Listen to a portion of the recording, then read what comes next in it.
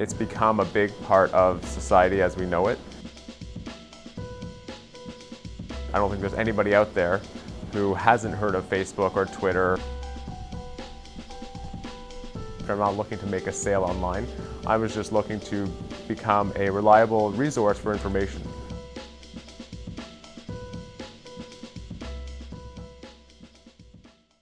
My store is called Pace Pharmacy, otherwise known as Pace Pharmacy and Compounding Experts. And it's a relatively new store, opened at the end of July 2010. And it's a small independent store with a compounding lab, and that is our primary focus. Because of our location, there are quite a number of HIV affected people in this area.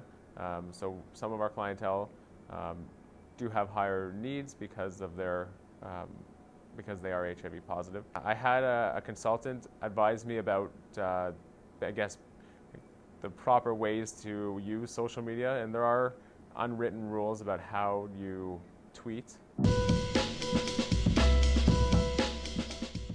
Everyone's trying to sell something. So if you want to use Twitter as a way to interact with your customers, give them something that they want. And obviously there's always deals being thrown around on Twitter, but information is key. People will seek you out if you're saying something of interest to them.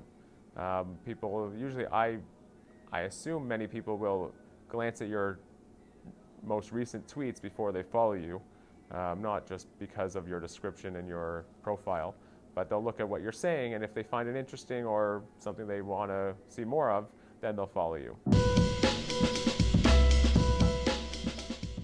It's very easy, with social media just to be constantly pushing content out there.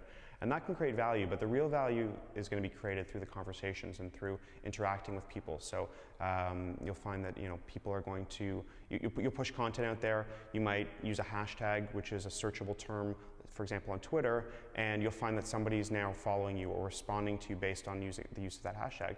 And this is not somebody that you would normally maybe have any way of knowing. They could be halfway around the world, but it's using those opportunities to engage with those people and engage in a dialogue and reply to them and allow that conversation to continue.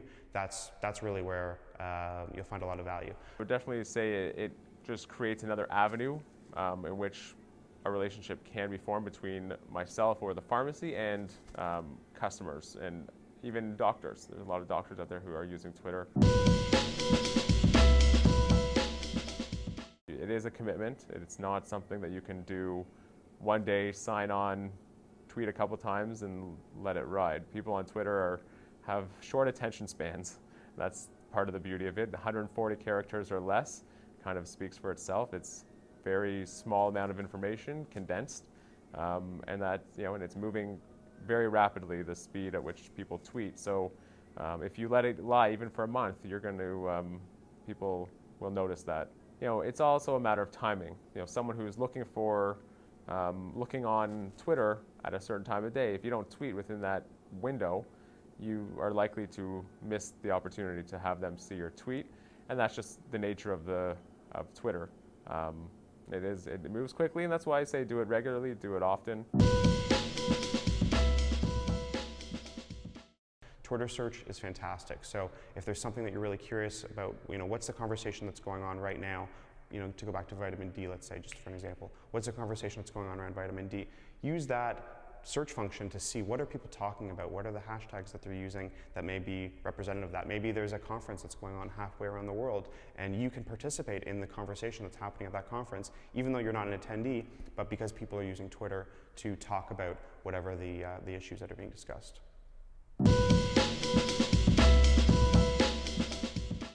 It's really important to recognize that basically anything you put out there, once it's out there, it's out there. So, for example, people often get caught in a situation, let's say, where somebody is being argumentative with them, or they're just trying to get a rise out of them, or they've said something that they don't agree with, and they'll engage in this conversation or this dialogue that is maybe a conversation you wouldn't want to have out in public and have everybody hear and have it represent as part of your brand and who you are.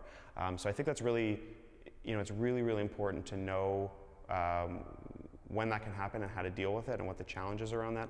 You know, for example, that's a great time to get on email with somebody and just take that conversation one-to-one, or to use the Twitter example, to start direct messaging and not publicly, you know, replying to each other, because people can see that, and you have to make sure that whatever you're pushing out there, 5-10 years down the road, it's just going to be easier to come back and see it. So you want to make sure that you know, you're not making those mistakes. You're not saying things that you wouldn't want to come back to you, you know, down the road.